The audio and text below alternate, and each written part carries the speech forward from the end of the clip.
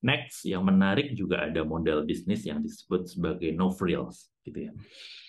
Well, ini cukup menarik gitu ya. Dia itu biasanya perusahaan itu menyediakan produk atau jasa gitu ya dengan fitur yang dipangkas seminimal mungkin gitu ya, sehingga terdapat penghematan biaya. Nah, biaya yang rendah inilah yang nanti akan di pass on ke pelanggan. Ini menjadi strategi apa?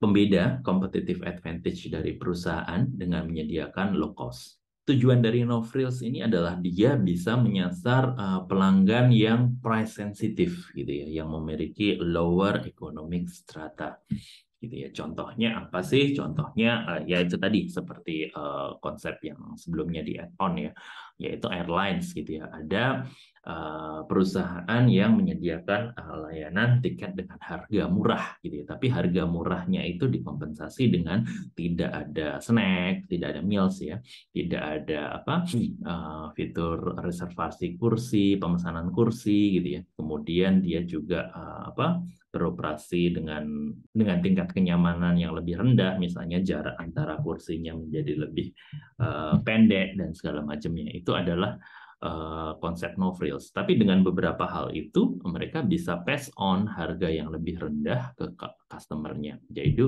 sehingga beberapa konsumen gitu ya yang di strata medium ke bawah bisa afford gitu ya, bisa menjangkau layanan dengan harga tersebut. Kemudian ada lagi gitu ya, McDonald's contohnya, McD.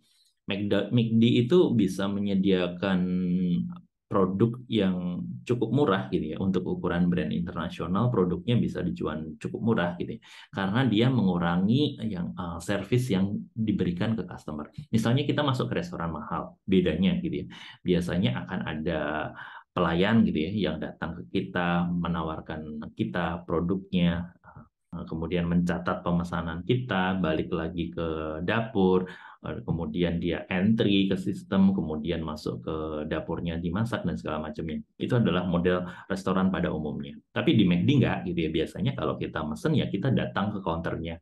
Kita mau mesen paket apa, langsung bayar di situ, makanannya jadi gitu ya di situ, ya sudah nanti kita bawa sendiri itu ke meja. Itu berbeda gitu ya dengan restoran pada umumnya yang ada yang mencatat, kemudian dia ke kasir, entry, ketika makanannya jadi dia menyajikan ke kita gitu. Itu yang dipangkas oleh McD. Kita membawa sendiri makanan kita dan segala macamnya.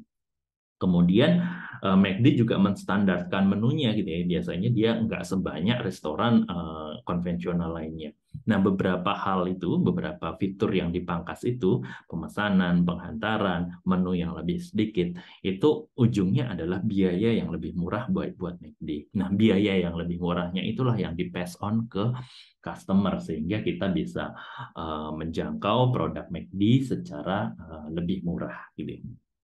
Di contoh yang lain gitu ya, misalnya kita mengenal brand Xiaomi gitu ya, dia menggunakan strategi yang sangat kontras dengan produk-produk Apple yang dijual dengan premium.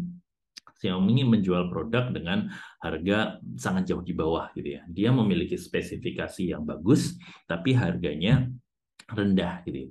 Nah, di sini Xiaomi juga mengeliminasi gitu ya beberapa overhead cost yang tidak memiliki, dia juga tidak memiliki toko fisik gitu ya, hanya menjual secara online dan segala macamnya. Dia menggunakan approach yang berbeda gitu ya, yang berbeda dari yang dilakukan oleh Apple.